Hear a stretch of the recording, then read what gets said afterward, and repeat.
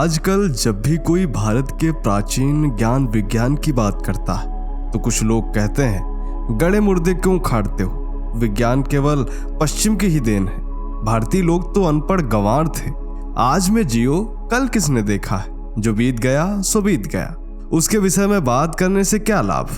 परंतु वह यह भूल जाते हैं कि इतिहास के बिना मनुष्य का जीवन एक पशु के समान है। यदि विचार करें तो इतिहास के कारण ही हम राम, कृष्ण आदि को जानते हैं। मनुष्य जीवन इतिहास से घिरा हुआ है। हम फोटो खींचते हैं, वीडियो बनाते हैं, क्यों? क्योंकि हम अपने उस पल को इतिहास में सुरक्षित रखना चाहते हैं। और इसीलिए आज के इस वीडियो में हम आपको 5 ऐसे आविष्कारों के विषय में बताने वाले हैं जो रामायण काल में किए गए थे। और यकीन मानिए, इन आविष्कारों के विषय में आपने पढ़ा अवश्य होगा, परंतु हम ध्यान नहीं देते। और जब भी कोई विज्ञान से संबंधित प्रश्न हमसे पूछा जाता है तो हम किसी अंग्रेज वैज्ञानिक का ही नाम लेते हैं। अगर आप आज का यह वीडियो अंत तक देखते हैं तो यकीन मानिए आप भी आश्चर्य में पड़ जाएंगे। यह वीडियो हमने काफी रिसर्च करके बनाई है और इसलिए आपसे यह भी निवेदन करते हैं कि इस वीडियो को लाइक करें और कमेंट में जय श्री राम अवश्य लिखें। नमस्कार, स्वागत है आप सभी का दी साइंटिफिक हिंदू पर और मैं हूं आपके साथ आपका दोस्त धीरेन्द्र। मित्रों, रामायण काल में कई वैज्ञानिक थे, जैसे नल, नील, मैदानव, विश्वकर्मा, अग्निवेश, सुबाहु, ऋषि अगस्त्य, वशिष्ठ, विश्वामित्र आदि। इन्होंने रामायण काल में कई आविष्कार किए जो बदले हुए प्रारूप में आज भी प्रचलित हैं और इनके बारे में हमें बताया नहीं जाता। तो चलिए आते हैं पहले नंबर पर, और वह है विमान। रामायण में वर्णन है कि रावण के पास कई लड़ाकू विमान थे। इनमें से पुष्पक विमान के निर्माता ब्रह्मा जी थे, जिन्होंने यह विमान कुबेर को दिया था। इसे रावण ने कुबेर से छीन लिया था। रावण की मृत्यु के बाद विभीषण ने इसे फिर से कुबेर को दे दिया था और कुबेर ने भगवान राम को इसे उपहार रूप दे दिया था। लंका विजय के बाद भगवान राम इसी विमान से अयोध्या वापस लौटे थे। लंका के विमानों के बारे में उल्लेख है कि विमानों की ईंधन व्यवस्था व रखरखाव प्रहस्त के सुपुर्द थी। लंका में सूरजमुखी पौधों के फूल से तेल निकाला जाता था और विमान में उपयोग होता था। वर्तमान में अमेरिका जट्रोफा पौधे से तेल निकाल रहा है। वाल्मीकि रामायण के अनुसार पुष्पक विमान मोर जैसी आकृति का विमान था। तीव्र गतिगामी यह विमान छोटा या बड़ा भी किया जा सकता था। वातानुकूलित यह विमान दिन और रात किसी भी समय चालक की इच्छा अनुसार चलता था। वैज्ञानिक दृष्टि से पुष्पक विमान में इतनी खूबियां थी जो वर्तमान के विमानों में नहीं है। ताजा शोधों से यह पता चला है कि यदि उस युग का कोई भी विमान आज यदि आकाश गमन कर ले तो उसके विद्युत चुंबकीय प्रभाव से मौजूदा विद्युत व संचार जैसी सुविधाएं ध्वस्त हो जाएंगी। शोधकर्ता इसे वाइब्रेशन टेक्नोलॉजी से जोड़कर देख रहे हैं। पुष्पक विमान केवल आकाश में एक स्थान से दूसरे स्थान तक ही उड़कर नहीं जाता था, बल्कि वह एक ग्रह से दूसरे ग्रह तक जाने में भी सक्षम था, अर्थात यह अंतरिक्ष यान की क्षमताओं से भी युक्त था। दूसरे नंबर पर आता है नाव व जलपोत। तथाकथित इतिहासकार यह नहीं मानते कि भारत में ही जलपोतों का आविष्कार हुआ था। रामायण के अनुसार रावण के पास वायुयानों के साथ साथ समुद्री जलपोत भी थे। भगवान राम को जब वनवास जाना हुआ था तो वे तमसा नदी के तट पर पहुंचे थे, जो अयोध्या से 20 किलोमीटर की दूरी पर है। इसके बाद वह गोमती नदी पार करके श्रृंगवेरपुर पहुंचे, जहां पर उन्होंने केवट से गंगा पार करने को कहा। भारत के प्राचीनतम ग्रंथ ऋग्वेद में जहाज और समुद्र यात्रा के अनेक उल्लेख हैं। यज्ञवल्क्य की संहिता, मार्कंडेय तथा अन्य पुराणों में भी जहाजों तथा समुद्र यात्रा संबंधित कथाएं हैं।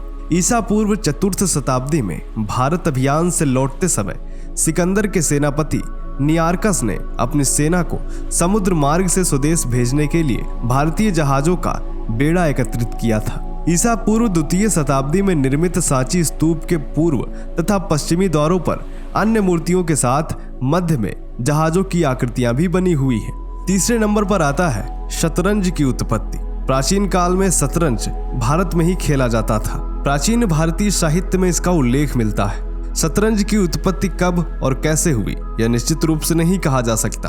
कहा जाता है कि शतरंज का आविष्कार रावण की रानी मंदोदरी ने इस उद्देश्य से किया था कि उसका पति रावण अपना सारा समय युद्ध में व्यतीत ना करें। एक मान्यता यह भी है कि मेघनाद की पत्नी सुलोचना ने इस खेल को प्रारंभ किया। 7वीं सदी के सुबुंधु रचित वासवदत्ता नामक संस्कृत ग्रंथ में इसका उल्लेख मिलता है। बाणभट्ट रचित हर्ष चरित्र में भी चतुरंग नाम से इस खेल का उल्लेख किया गया है। प्राचीन काल में इसे चतुरंग अर्थात सेना का खेल कहा जाता था। सेना के 4 अंग होते थे, पैदल, अश्वरोही, रथ और गज। इस खेल के नियम भी युद्ध प्रथा पर आधारित हैं। 6ठी शताब्दी में फारसियों के प्रभाव के चलते इसे शतरंग कहा जाने लगा और जब यह खेल ईरानियों के माध्यम से यूरोप में पहुंचा तो इसे चेस कहा जाने लगा। कालांतर में शतरंग शब्द बदलकर शतरंज हो गया। चौथे नंबर पर आते हैं और वह है पतंग का आविष्कार। यह सोचने वाली बात है कि जिस देश में सर्वप्रथम विमानों का आविष्कार हुआ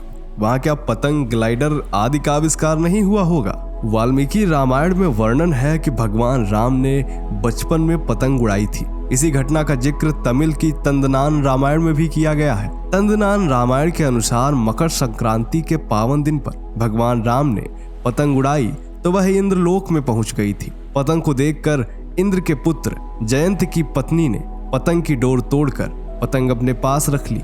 भगवान राम ने हनुमान जी से पतंग ढूंढ लाने को कहा। हनुमान जी इंद्रलोक पहुंच गए। तब जयंत की पत्नी ने कहा कि भगवान राम को देखे बिना वह पतंग वापस नहीं देंगी। हनुमान जी ने आकर भगवान राम को बताया। तब भगवान राम ने कहा कि वनवास के समय वह जयंत की पत्नी को दर्शन देंगे। इसके बाद जयंत की पत्नी ने पतंग वापस कर दी। कुछ इतिहासकार मानते हैं कि पतंग का आविष्कार बौद्ध काल में हुआ था।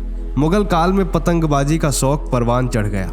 इसके चलते यह प्रचारित किया गया कि पहली पतंग हकीन जालिनूस ने बनाई। आते हैं 5वें नंबर पर और वह है अस्त्र शस्त्र। राम रावण का युद्ध केवल धनुष बाण, गदा भाला जैसे अस्त्रों तक सीमित नहीं था। युद्ध के दौरान राम सेना पर शधासुर ने ऐसा विकट अस्त्र छोड़ा था जिससे सुवेल पर्वत की चोटी को सागर में गिराते हुए सीधा दक्षिण भारत के गिरी को भी समुद्र में गिरा दिया था। शधासुर का अंत करने के लिए बिजली के आविष्कारक ऋषि अगस्त्य ने शधासुर के ऊपर ब्रह्मास्त्र छुड़वाया था, जिसे शधासुर और अनेक सैनिक तो मारे ही गए, साथ ही लंका के शिव मंदिर भी विस्फोट के साथ समुद्र में गिर गए थे। लंका के द्वार पर दारुपंच अस्त्र स्थापित थे जिनका आविष्कार शुक्राचार्य ने किया था। इस अस्त्र की यह विशेषता थी कि जो गतिविधि शत्रु करता था उसका पूरा चित्र इस यंत्र पर उभर आता था और इसके मुख से अग्नि का गोला निकलता था और शत्रु का संहार करता था। यह अस्त्र संभवतः आधुनिक रोबोट की तरह कार्य करता था। प्राचीन विज्ञान से आधुनिक विज्ञान का प्रारूप बदला है, परंतु फिर भी आधुनिक विज्ञान प्राचीन विज्ञान से अभी भी बहुत पीछे है। यह वीडियो आपको कैसा लगा कमेंट करके बताएं। मिलते हैं आपसे अगले वीडियो में, तब तक के लिए जय हिंद, जय भारत, वंदे मातरम।